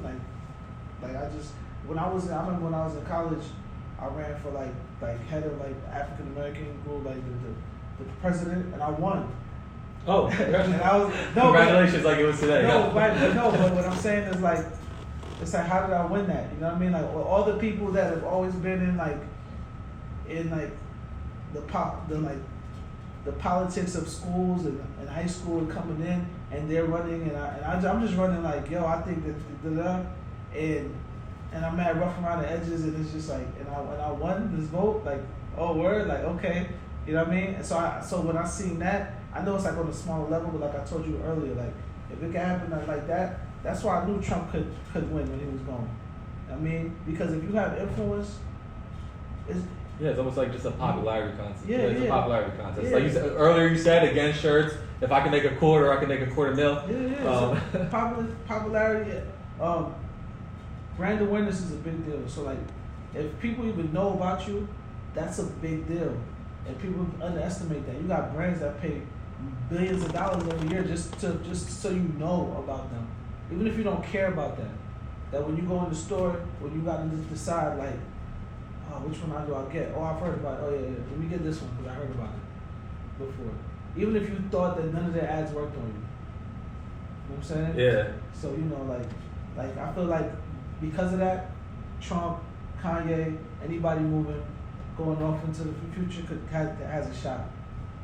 Are we gonna see you run for president? Me? Oh, nah. I'm an immigrant, so at the end of the day, I can't even take office. You feel me? But I might run for president of my home country. I mean, maybe when I'm older. I mean, if I care enough. So man, yeah. I mean, it's a lot to process, and it's just good hearing other people's takes on it. Yeah. What So you think? You what do I think? What I vote? You going for Kanye? Nah, I'm not voting for Kanye. Nah? No matter what? No matter what. Hold on. And again, it has nothing to do with his Okay, go ahead. What do you care about the most in life? In life? In politics? Or currently? No, just in life. What's the thing that you care the most about? I mean, financials. Financials. Okay. So Kanye says, if Kanye says he's gonna clear all your student debt, if you got student debt, are you and nobody else is doing because it, you don't care? It's not that I don't care. It's not that I don't care at all. He could run on a platform that I 100% agree with. And you're just not with it. And it's not because I'm not with it. Yeah. There's multiple reasons. We're in July now. Okay. The election's in November. Right. He's just announcing now. Right. Where have you been at? Yeah. B, he's never voted before. Right. So that really is that really did stand out for me. Yeah, okay. And C, it is a big deal for me to get to President Trump out of office. Right. And so I'm gonna vote with the guy, Biden. Right. That I feel has the best chance, and most of America who is voting in that sense will vote with as a force to get Trump out of office. Right. To me personally, I just feel voting for Kanye is taken away from the vote that can help, Trump out. And I'm not saying a person should vote Kanye because they're a Democrat or not voting because they're Republican. I'm just saying though, in this sense, I would go the majority just because I feel the most important thing right now, even if I think the bag, if I think financial is the most important to me, even more important than that is getting someone like President Trump out of the office. Right. You know what's funny? Like, we used to always say, like, people used to be like, remember when you go to like work at a job and they'll say like never talk about politics. And now politics is like, politics and religion, right? They say never discuss that at work, in the workplace. And now politics and religion, and I see why they say it, because it's so polarizing that it really like, it's got people unfriending their family members because, and I have. Yeah, and I don't agree with that because like, think about it, right? And I don't know how close you are to the family members you befriended, but it's like, when things really hit the fan, and somebody has to come to your rescue, it's not gonna be some random person on the internet that you agree with. Like in real life, there's real life, and then there's like there's a core of life, and then there's like society, and where we all fit and what we do. So like like my brother could hate women or something, right? Which he don't. He's like, but like he could like hate women. And as a thing, and think that they're like, he could be the most misogynistic. I can't abandon him for that because at the end of the day, when I'm stranded on the highway at 3:00 in the morning, I can't call none of the women that he hates. But there's no line that you feel someone in your family could cross that you'd be like, okay, cool, I fall back. I fall back from first of all, I'm already automatically fall like back. Like that's it. I mean, like I'm not into entanglements, like whatever, like I'm not intertwined. So like I'm already automatically like, okay, I'll put it like this. Let's talk about immediate fam, right? Because everybody has different relationships with cousins and aunts. But immediate family, there's nothing that my brother, sister, mother, father, daughter could do where I would abandon them. At all. Nothing. Okay. I agree. And when I say I have, again, it was not a family member that's super close. Right. But it's just a matter of just, I don't necessarily want to see the content they're always putting out. Yeah. And again, it goes back to what we're saying. Like, it seems after Trump became president, a lot of opinions and views came out of people that maybe necessarily you didn't know were there before, or they weren't so open to say. Which is why. Now again, before I say this real quick, I'm a white man coming from a white family, and I have black friends. I don't want to say it like that. I feel like that's just a fallback. But to me, like, okay, who am I with right now? I'm with you. You're a black man. Yeah. One of my main friends right here, and the person who helps me build this is another black man. Yeah. How do I look if someone in my family or someone that I consider a friend before is making these takes or saying these statements, and I'm still riding with them? Yeah, but something, there's a love for letting people be who they are, and just knowing that, like, yo, my uncle is racist as hell, like, and we just know that he's a whatever, or like, yo, my cousin just be, he just be running through chicks. I don't agree with how he just run through chicks. Yeah, I think that's a little bit different though, Nick, run through chicks. In this case, especially when we see what's going on in America. No. It of course, that's not the same. No, I know what you're trying to say, but what I'm saying is like, it's like certain people, like they're just miserable, and you just love them for being miserable. Like, when you come around, he's just miserable. Like, let him be miserable in the corner. Like, you know what I'm saying? Like, and I'm not saying, like, of course, people like what you're talking about, people that like, that's the type of stuff that changed the world, where people took a stance against their own family members. Like, yo, racism is not cool. Having slaves is not cool. Making people not drink water from the same fountain is not cool. And they made those stands against the people that they love to change the world. So I agree with it. You know what I'm saying? But I'm just saying, like, me, I come from a different country. Yeah, that's what I'm saying. I grew up here with different. my those 5 of us, and we was so tight because it was just us here. You know what I mean? In a new place. And we had each other's back so crazy that the bond is just way too strong to ever break it for anything. You know what I'm saying? Like, hopefully, I say that, I also say that my family is good people. So it's like, I mean, that's probably why. It's a different, again, that's why I wanted to make my statement how I made it, because again, we come from different backgrounds. Right. And it's not none of my immediate family, it's more or less like the stragglers here and there. Yeah. Thankfully, my immediate family, like, I have a lot of family that's mixed. I have, Black cousins, Puerto Rican cousins, I have, Turkish cousins. Yeah. So I do come from a very mixed family. It's more or less the stragglers. Yeah. Thankfully. Because I don't know, like you said, it could be even a hard decision, and I haven't had to face it. Yeah. Say, if my brother said something like that. Yeah. Or if you're, like I said, I don't know, like, what level of disrespect they were coming with.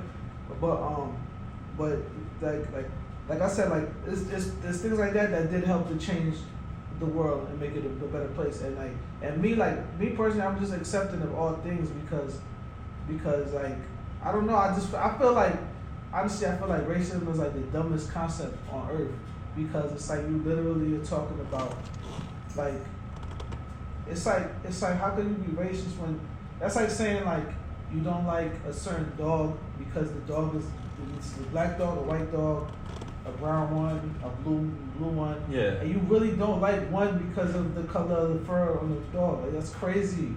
Like, think about how crazy it is if you would think about animals, like a pigeon outside. Yeah. It's like different colored pigeons, and you really start separating them. Nah, yeah, I mean, that's wild. It's crazy. I guess I just felt, it's just our role too, as the white people in America, to step up a little bit more and make those decisions. So I felt like it was necessary. I've been respecting that too. Like I feel like that's been the best part of this whole protest that was going on. I mean, we was out there, we was downtown North protesting, and it was like, it's got to be, because, okay, so like, let me say this, like let's say, so I see people online, they talk about Christopher Columbus, right? And this one guy says, I'm Italian, so Christopher Columbus is a hero to me. But I'm like, sir, like, you're Italian, but that doesn't mean that you can't see that he did something crazy, or he's a part of something that was crazy. You could still be Italian. Like, I could be black and still be like, yo, this black dude did some wild, crazy stuff. So like, I just don't understand the people that are like I'm with Columbus just because I'm Italian, so I'm rocking with it. And it's like, yo, you don't even know the history. Yeah, that's what I'm saying. Like, yo, he didn't even. But not to go deep into it, but I'm just like, yo, like you really can't see past yourself to know that, like, yo, the whole world hates this dude, except for like 50 Italian people. Like, you know what I'm saying? Like, that's how I felt. Like, so like when we was out of the protest and I'm seeing other people out there, white people, Spanish people, Asians, Indians, and they're all riding to because everybody wants equality. You know what I'm saying? And I really appreciated that coming from all the people that I said, I'm like, wow, you're not even black, you out here. You know what I'm saying? Like, that was wild to me because I've never seen that in the past. So you feel though we are making actual progress this time, or do you think it's just gonna fade away again once everything starts opening back up? Nah, because I think what we started to see is like the quote that's going around the internet is it's not black versus white, it's everybody versus racist. So like I feel like other people are starting to see, like, it is everybody versus racist. It's not if you're white, you can stay back and not be a part of it. Nobody wants people to judge people. It's just like if you at a spot and somebody's talking to a little girl crazy, you're gonna be like, yo, what are you doing? It don't matter if you're a little girl or not. You're like, yo, what are you doing? Like, don't talk to her like that. Like, you're bugging. Like, you're wilding. You know what I'm saying? I feel like that's what I've been seeing. So I think that we've come across like a plateau, like where like now other people see that that everybody cares about not treating people crazy. You know no, yeah, 100%, and that's why this virus, I feel, has been a blessing in disguise, maybe, because it took away distractions. Yeah. It took away the NBA. It took away baseball. It took away concerts. It took away anything that it seems when something with police brutality happens, or whenever any kind of social issue happens, like a day or two later, it's like, oh, it's the Yankees versus the Mets. I feel like the protest went off too because everybody unemployed. Yeah. So like you might have would have went to work, but you didn't have to work. So it's like, okay, I'm about to go downtown. You got time. You got time today. Yeah. It's like just like they said. Listen, like usually I don't protest. I got time today. Like, you know what I mean? And I feel like that thought went across the whole nation and the whole world because that's what I'm saying. Like, yo, I posted something where like they was in Paris for equality and against racism, and then they was down in Brazil, and it's herds of people, and I'm like, wow, like, you know what I mean? It was like I just feel like it did make a moment of history, and you know, like in years down the line, they're gonna be talking about. Oh, we're living in a historical time. Right. You know when they say sometimes it's hard to know when you're living in a moment that's gonna matter. Right. You know, 100 years down the road. Mm-hmm. I think we know like this is a moment that's gonna change things going forward. It's gonna be in the history books if they let it in the history books, because we know sometimes they tend to whitewash information. I think that like now people are starting to like really be like, yo, it's not right to judge people. Like I feel like before, like, and it spread through everything, through sports even, like, you know what I mean, like even through sports, like now it's like okay, we're not gonna not deal with somebody because he's a black, like we're not gonna not draft him because he's black, or we want a white quarterback to be like this, or you know what I mean, like I feel like just across the board it's making people more aware of themselves when they might have a bias that they didn't even know they had. You know what I mean? Like in every professional sector, you know what I mean? So I just feel like it's bringing things to the forefront, and people are checking themselves. Like, wow, did I make? Like, I've never thought I was racist, but did I make that decision because, like, low key, like I felt a way about the way he carried himself, his culture, or whatever, and not wanting to, you know what I mean? Yeah, it's. I don't know, man. I think you said. I think a lot of things are starting to be recognized and realized. But let's shift it a little bit. So, what can people start to look forward to coming from you? Oh yeah, I got Bank Teller coming. The music video, I connected with Fred Focus, who shoots. He helped to craft the visuals for Dave East and J.I., another rapper out of New York. I got that coming. I got another album coming out, Flood the Gates with Frank Rizzo. I have another album I've been working on called My Girlfriend's Gonna Hate This. You know what I'm saying? And it's, you know, it's just a bunch of, it's basically like that is coming off the tour life, and those songs are like tour life songs where it's just like my girl, like, you know what I'm saying, like it's just, if you took a picture of this right now, my girlfriend, I know, I pictured it, yeah. You know what I mean, of course, you know, I don't got a girlfriend, but I just thought it was, actually I was texting with one of my boys, and he said he wanted to start making music, and he was like, my girlfriend's gonna hate my music. And I was like, yeah, that's a dope concept, like, that's a dope name for an album. And I took it and I ran with it, you know what I mean? So I'm always doing that. Just like how when I said the 25 cent, the 25 mil, like you can just say it, but then they need to turn it into like a thing. You know what I mean? A shirt or something. So those are all the things I have coming up. And you know, just always constantly trying to do more and trying to figure it out. You know what I mean? That's where it's at. So I'm just always, like I said, I don't plan too much. So it's just like. Yeah, I think it's dope. Again, you got all that stuff coming out. You create the cartoons. You said you got all those different platforms of content, and it's just inspirational as another content creator. And I'm sure Gene could attest to this. It's just when you see people like that, it motivates us to continue as well. Yeah. You know what I'm saying? Because this stuff can seem overwhelming at times. It's like, are people even gonna watch it? Yeah. Are people gonna fuck with it? How am I gonna get it on YouTube, Facebook, Instagram? Like you're trying to do so much. But people are watching. You know what I'm saying? Like you gotta remember, like people are watching. You know what I mean? Like I said, like we met maybe a couple months ago. Yeah. And I'm here watching. You know what I'm saying? And sometimes I'm not necessarily commenting. Yeah. Or even liking. I'm just, you know what I mean? But I'm aware. You know what I mean? I'm respecting what I see. And so like don't think just because it's something again, like it's like everybody's busy with their own life, but you have to always be consistent, because they're expecting you to be consistent, so that when they reach out to you, they're like, oh, you know what, my man Rich does that. You know what I'm saying? Like let me reach out to him. And like people are watching even when you think they're not. So like I feel like that's just something that keeps me going.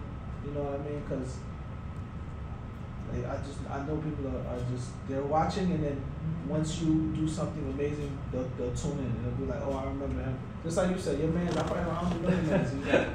He's like, oh, the kid, the dude with the daughter, yep. They always, you know what I'm saying? I think you hit on a key point that sometimes people get upset about or angry about, and they shouldn't. is just because you're not necessarily always liking or comment doesn't mean you're not actually in tune or supporting. Maybe you just caught it for a second on the go. You didn't have time to double tap or comment. Listen, like this. All right. So this is one thing I want to say about that. That people need to really understand this.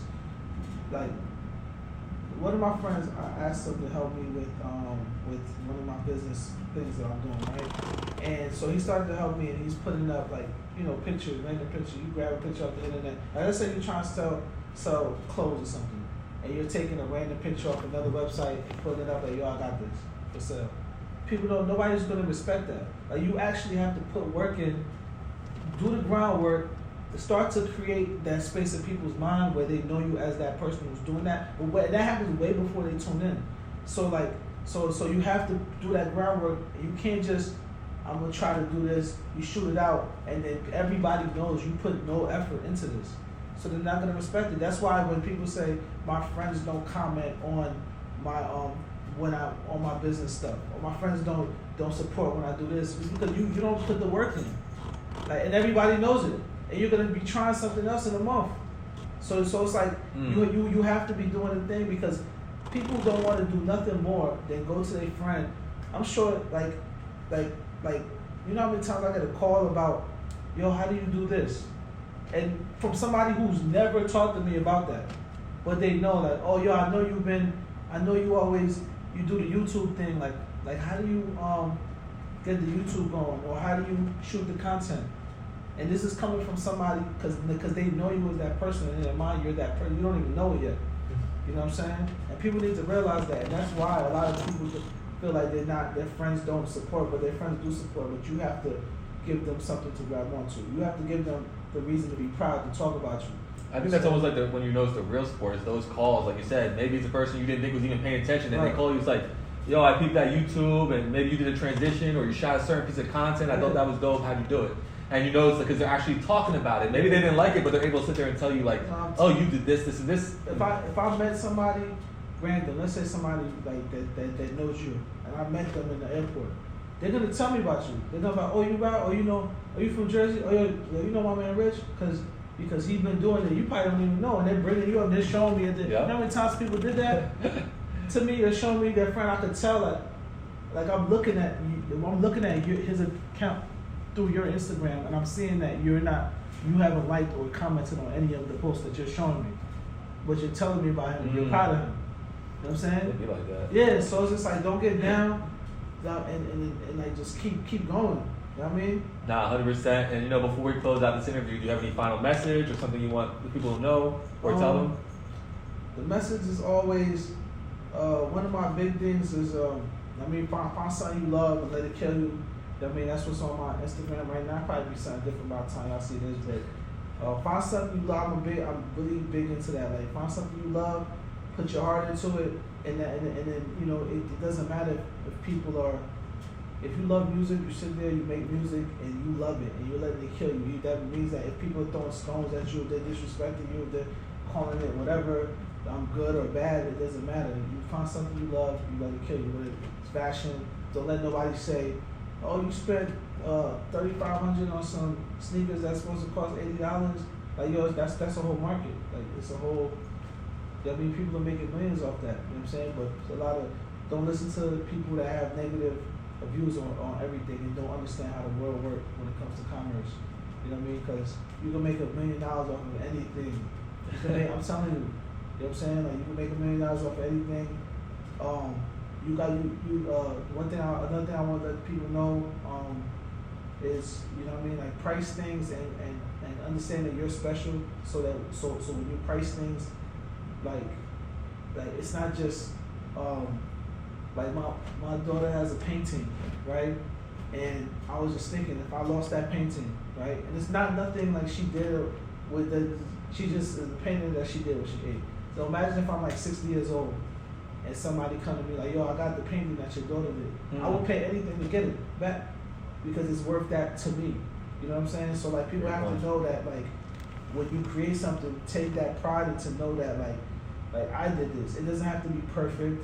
It's not about better or worse, or somebody draws better than you, so why are you doing it? No, this is yours though. You know what I mean? So you know, like, I buy something like this, you buy it, and if I was to sell it down the line, I'm charging people more because I owned it. You're getting, you know what I'm saying? Yeah, I feel you. Like, look, right, when we get a baseball and it's signed by our favorite baseball player. Exactly. Right, exactly. So so the whole time you're on earth, you're putting in work so that whatever you touch, the price of it goes up because you touched it. Just like you said, like if I signed it and somebody would show like, yo, like Michael Jordan actually held this basketball that he signed, like, that's a thing.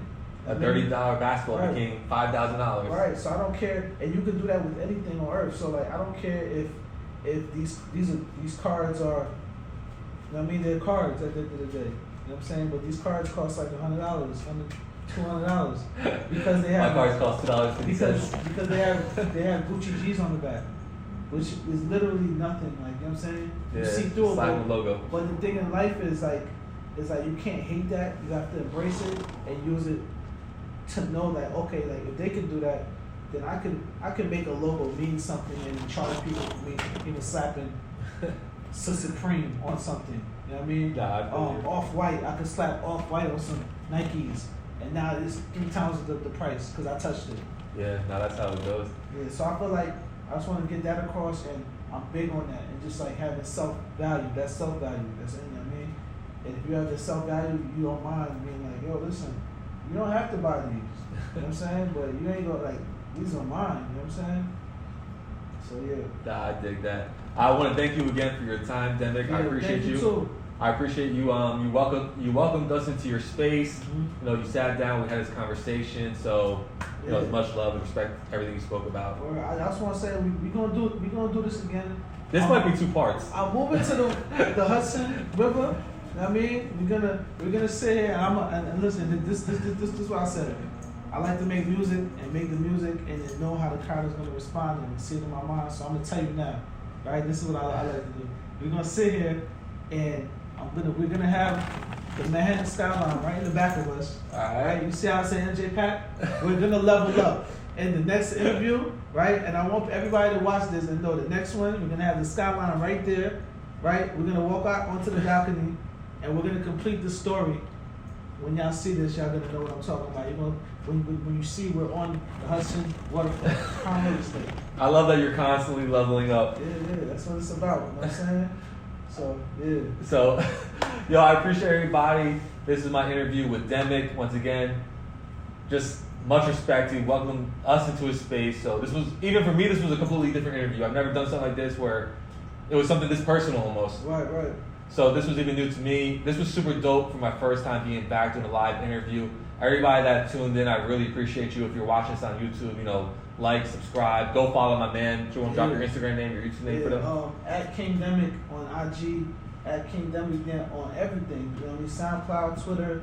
If it's made, I'm on it because I'm gonna just jump on it before it's a thing. Like, that's what I do. You know what I mean? That's a thing to do. You know what I mean?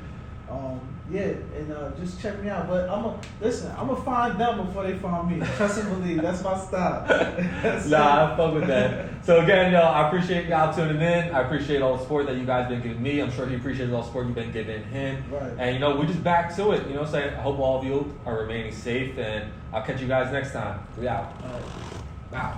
Wow.